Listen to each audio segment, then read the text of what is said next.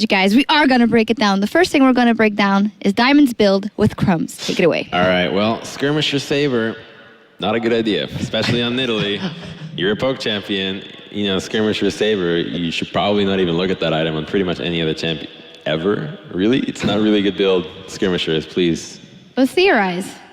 Well, but see, the thing is...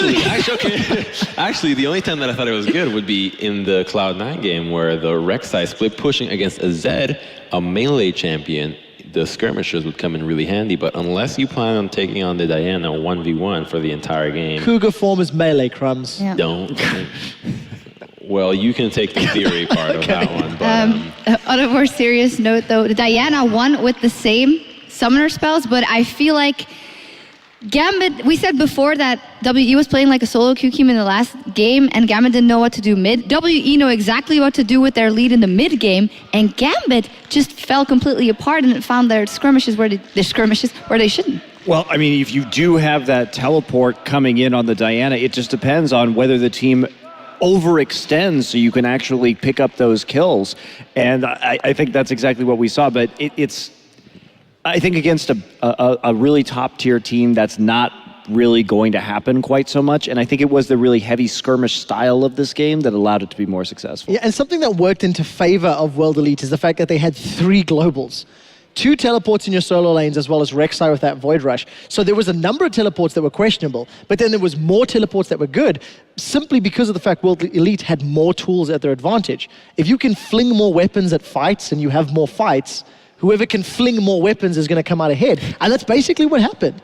Gambit got bullied around the map. There was mistakes on both sides of the Rift, which you can't deny. But once World Elite got ahead, they did play aggressively, and that's a 30-minute win. It's relatively quick if you actually look at the big picture of the day. So I think credit to World Elite. I mean, I think if we were talking about who can fling more, then it really shows how Stone Age perhaps the game was.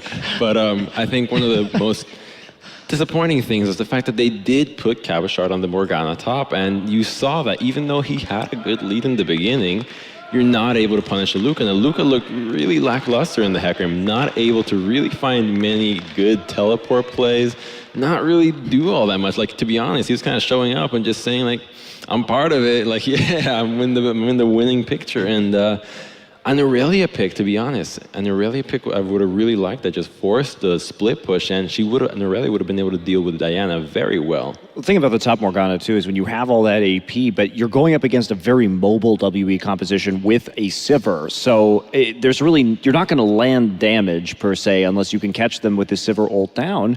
And it's such an ineffective pick in teamfights right here. Basically, you're hoping that you can set up a pick with a Dark Binding, or that you have some insane Black Shield, but the ult unlikely to really be that successful. And of course, neither is the W's, the Tormented Soil. No, I'm a bit disappointed in Gambit, I have to be honest, but good on WE for getting their advantage and pulling it through. Let's take a look at the playoff picture here in Group B, as we have finalized all our matches for today, at least, to see what's coming up.